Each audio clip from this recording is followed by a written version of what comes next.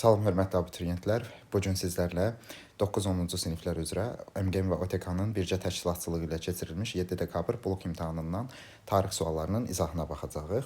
31-ci sualda 1-ci Göytürk dövlətinin mövcudluğu dövrünə uyğundur.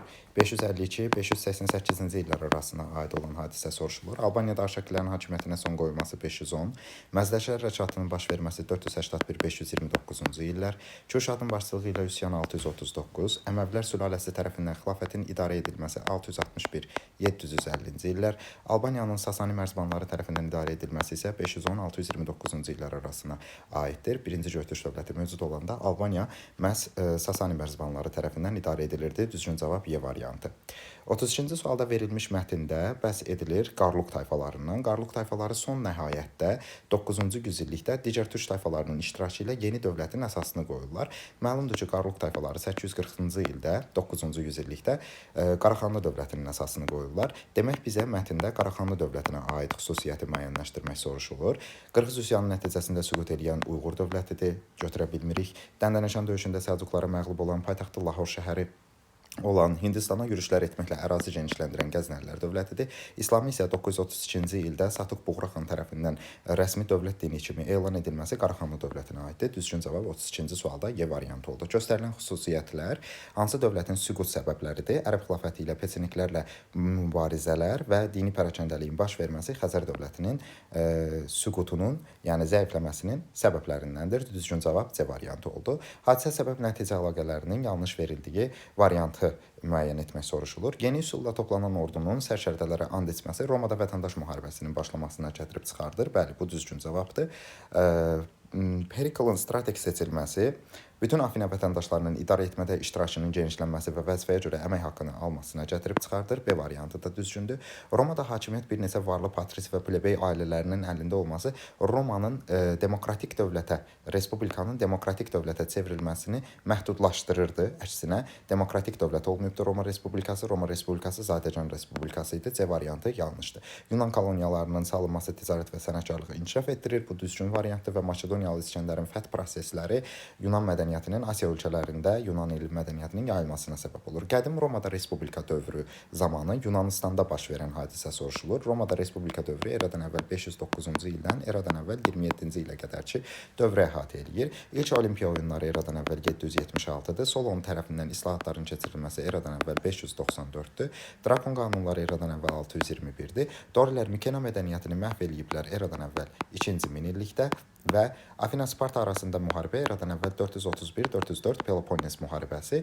Bu hadisə, Y variantındakı hadisə Romada Respublika dövrünün mövcudluğu dövrünə uyğun gəlir. İlk Göytürk dövlətinin, yəni 1-ci Göytürk dövlətinin sxemdə verilən dövlətlərlə Uyğur dövləti ilə və Frank dövləti ilə oxşar cəhəti soruşulur. Uyğurlar Sasanilərlə müharibə aparmayıb. Uyğurlar da 1-ci Göytürk dövlətdə Çini asılı hala salmışdılar. Xalqların böyük köçü dövründə yaranması, xalqların böyük köçü məlumdur ki, 4-cü, 7-ci əsrləri əhatə edir və xalqların böyük köçü dövründə 1-ci Göytürk dövləti yaransa da, Uyğur dövləti artıq xalqların böyük köçü prosesi başa çatandan sonra demək yaranmış bir dövlətdir. Birinci hissəyə sadəcə B variantını uyğun götürə bilirik. İkinci hissədə Frank dövləti Böyük Karlın zamanında avarlarla mübarizə aparmışdı. 1-ci Göytürk dövləti isə Bumun və Muğan xaqanlarının hakimiyyəti dövründə avarlarla mübarizə aparmışdı.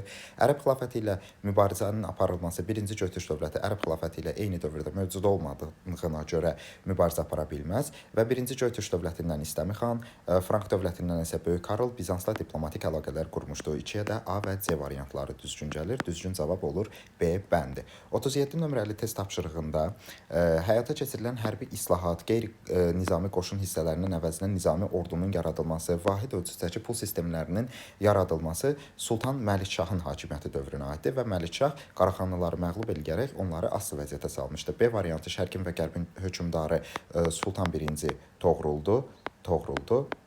Dövlətin ərazisinin parçalanmaya məruz qalması Sultan Səncərin hakimiyyəti dövrünə, Bizans imperatorunun bağışlayaraq sülh imzalayan Alp Arslandır. İlk vəzifəsi Anadolunu türk torpağına çevirmək olan o da Alp Arslana aiddir. Tarixi proseslərin ardıcıllığını müəyyən etmək soruşulur. Türk tayfalarının, yəni Kimmer-İskit Sak tayfalarının eradan əvvəl 7-ci əsrdə Manna ərazisində məskunlaşmasından sonra baş verən bir hadisə və onun nəticəsi və onun nəticəsində də Asuriya hökmdarı Aşurbanipalın eradan əvvəl 650-ci ildə Mannaya yürüşünün ardıcıllığını müəyyən etmək soruşulur. Demək ki, Kimmer İskitsak tayfaları Manna ərazisində məlumdur ki, məskunlaşandan sonra Manna hökmdarı Ahşeri İskit hökmdarı İşbaka ilə əlaqələr yaratmışdı, ittifaq yaratmışdı. İkinci hissəyə B variantını götürürük və bunun nəticəsində də Manna hökmdarı Ahşeri Asuriya ilə ittifaqı pozur və müstəqil xarici siyasət yeritməyə başlayır. Üçüncü bəndə də Y variantını götürürük və bunun nəticəsində də Asuriya hökmdarı Aşurbanipal Manna hökmdarının müstəqil xarici siyasət yeritməsi səbəbindən yürüş etmiş olur. 2-yə B, 3-ə Y, düzgün cavab D variantı olmuş olur. Kadeş müqaviləsinin Misir üçün nəticəsi məlumdur ki, Kadeş müqaviləsi 13-cü əsrin əvvəllərində Hetlərlə 2-ci Ramzes arasında imzalanmışdı. Hetlərlə 2-ci Ramzes arasında imzalanan bu müqavilə bir dəqiqə Hetlərlə 2-ci Ramzes arasında imzalanan bu müqavilənin nəticəsində Mannada dövlət iqtisadi cəhətdən inkişaf eləyir və 2-ci Ramzes geniş quruculuq işləri aparmasına şərait yaradır. Dövlətin şimal sərhədləri ilk dəfə 1-ci Tutmosun hakimiyyəti dövründə Fərat çayına çatıbdır. Ön Asiyanın canişinlər vasitəsilə idarə edilməyə başlanması isə 3-cü Tutmosun hakimiyyəti dövrünə aiddir. Burada düzgün cavab B variantı olmuş olacaq. Eyni əsrdə baş vermiş hadisələr İskit tayfaları Azərbaycan ərazisində eradan əvvəl 7-ci əsrdə məskunlaşır. Midiya dövləti eradan əvvəl 550-ci ildə süqut eləyir. Çinin ilk dəfə vahid dövlətdə birləşdirilməsi eradan əvvəl 221-ci ilə aiddir. Misir Əhəmənilər tərəfindən Pelusiya döyüşünün nəticəsində 525-ci ildə təqribən 6-cı əsrdə işğal edilir. Böyük İpək yolunun salınmasına başlanılması isə eradan əvvəl 2-ci əsrdir. Göründüyü kimi burada 2-ci və 4-cü bəndlər 6-cı əsrə aiddir. Eyni əsrə düşmüş olurlar.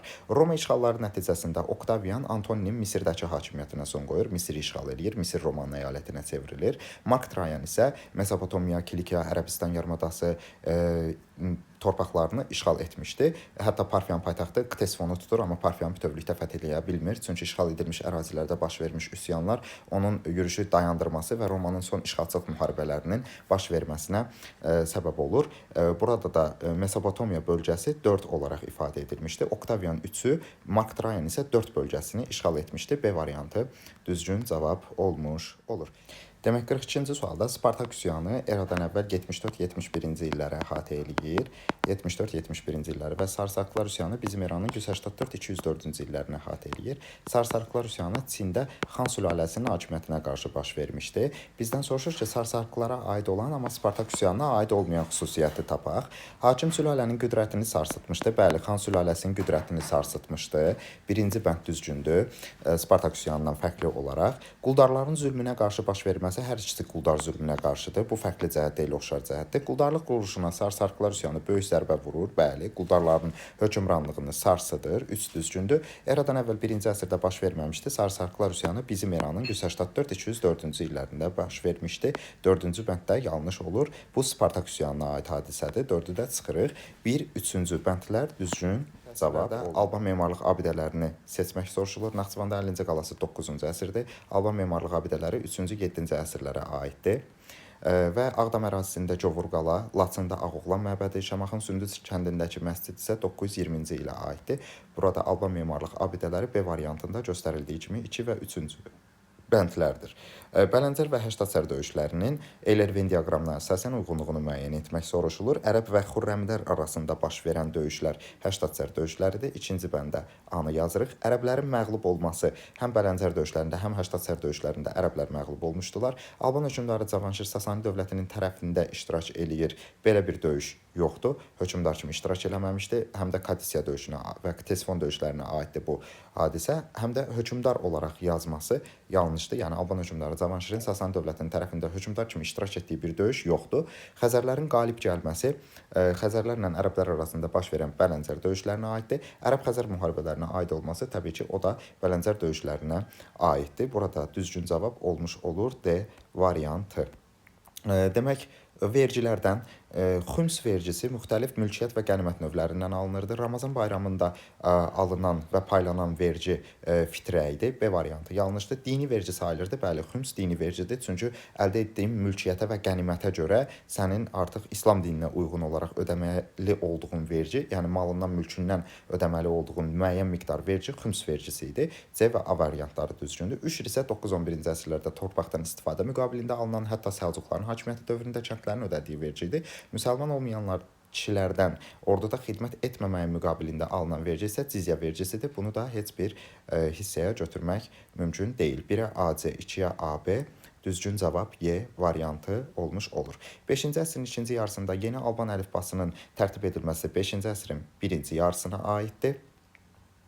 Xristianlığın ilk dəfə rəsmi dövlət dini elan edilməsi 313-cü ildir. Müəyyən müddət Sasani mərzbanları tərəfindən idarə edilməsi, bəli, 463-cü ildə ikinci Vasiya taxtdan salındıqdan sonra 487-ci ilə qədər 5-ci əsrin ikinci yarısında Albaniya qısa müddətlə Sasani mərzbanları tərəfindən idarə edilir. Əhalinin ümumi siyahıya alınması isə Alban hökmdarı ikinci Vasiyanın taxtdan salınandan sonra baş verən bir prosesdir. 3-4 cavab C variantı olmuş olur. Göstərilənlərin hər ikisinin aid olduğu feodal dövlətlərimizin paytaxt şəhərlərini müəyyən etmək soruşulur. 10-cu əsrdə yaradılmış dövlətin paytaxtıdır.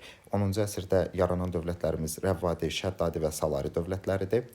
Burada 1-2 əraziləri Rəvvadilərin və Şəddadilərin paytaxt şəhərləridir. 1 nömrəli ərazi Gəncə Şəddadilərin, 2 nömrəli ərazi Təbriz isə Rəvvadilərin paytaxtıdır. Ərazisində Oğuz tayfalarda məskunlaşan təbii ki 2 dövlətimiz var. Rəvvadi və Şəddadi dövlətləridir. 1-ci və 2-ci bəndlər düzgün cavab olmuş olur C variantı.